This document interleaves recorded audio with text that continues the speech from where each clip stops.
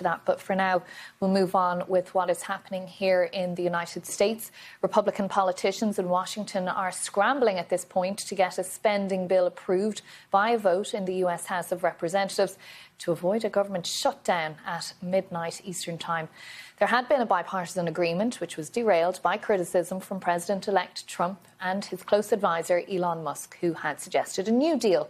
But dozens of Republicans joined Democrats to reject that Trump-backed idea, as it included a plan to increase the debt limit. A government shutdown would shut down federal services and pause pay for government workers just days before Christmas.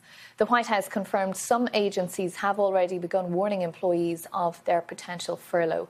House Speaker Mike Johnson led a closed meeting with Republicans a short while ago, some of whom seemed optimistic about the next vote. I think we came together. I think Speaker Johnson did a great job come the end of the day. I think there's very good communication happening with the White House, and which is crucial to our leadership and to our executing the America First agenda. And I think we'll see a vote coming up, and hopefully it's a successful vote that we finish up and we pass the CR. Republicans avoid a shutdown. And we have agreements with the White House on handling things such as the important debt limit in a good faith pledge and plan that we will execute in line with the White House's wishes. I think we'll be able to get out of here pretty quickly and get the things done. That is, have a clean CR, move the disaster relief and the farm relief along. Well, joining me now is Democratic Congresswoman from Virginia, Jennifer McClellan. Congresswoman, thanks for being with us. We've just been hearing some short clips from some of your Republican counterparts. We're told a vote will be called shortly. What's your view of the text that has now been put forward?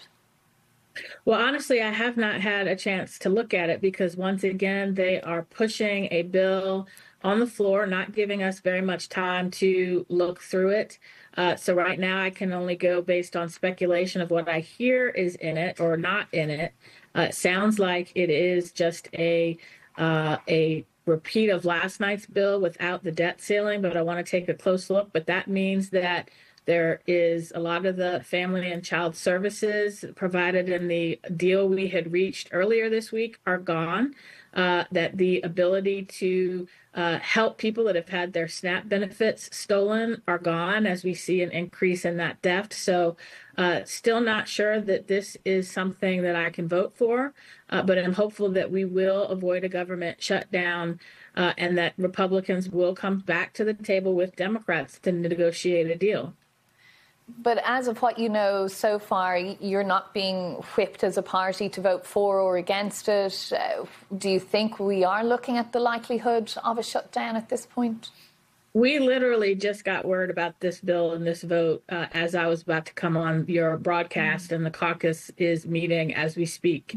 And so I'm not sure yet how we're being whipped, but based on where we were earlier in the day, we had a deal. Republicans reneged on that deal, showing that their word is not to be trusted and that at the end of the day, they will do the bidding of Elon Musk over dealing with the needs of the American people. Now, I am hopeful that we will be able to come together before midnight tonight with a bipartisan agreement that we can all vote for and avoid a government shutdown.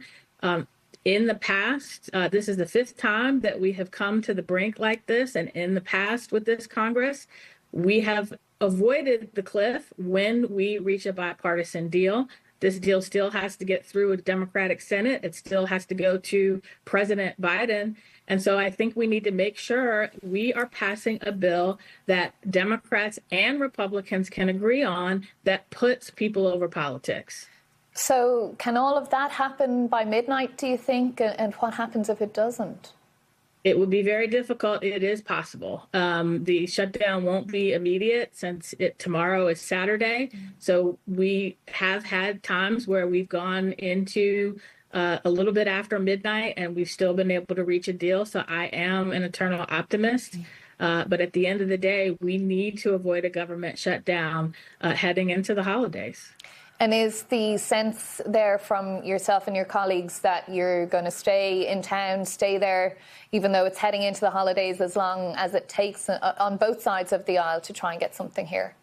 I can't speak for the Republicans, but I can tell you that for me and for my colleagues in the Democratic caucus, we intend to stay here and do the job the American people sent us here to do, and that is to fund the government, and that is to meet their needs and do so in a way that does not harm the American economy. And so I am prepared, and the Democratic caucus is prepared to stay here as long as it takes. But we are hopeful that we will be able to avoid a shutdown and then go home. Was it shocking to you that 38 Republicans voted against what was essentially a Republican bill? No, because the Republicans have shown from the beginning of the 118th Congress, they don't know how to govern and they fight each other. And to have a bill that includes an increase in the debt ceiling solely because Donald Trump demanded it at the 11th hour. Remember, that is why Speaker McCarthy was thrown out of office, was because he agreed to extend the debt ceiling. So the same Republicans that voted him out of office for doing that were not about to turn around and then extend the debt ceiling at the 11th hour in a continuing resolution. So I'm not surprised at all. OK, well, we'll see. You possibly have a very long night ahead of you there, so we'll let you go and get into that caucus meeting. Democratic Congresswoman from Virginia, Jennifer McClellan, thanks for joining us on BBC News.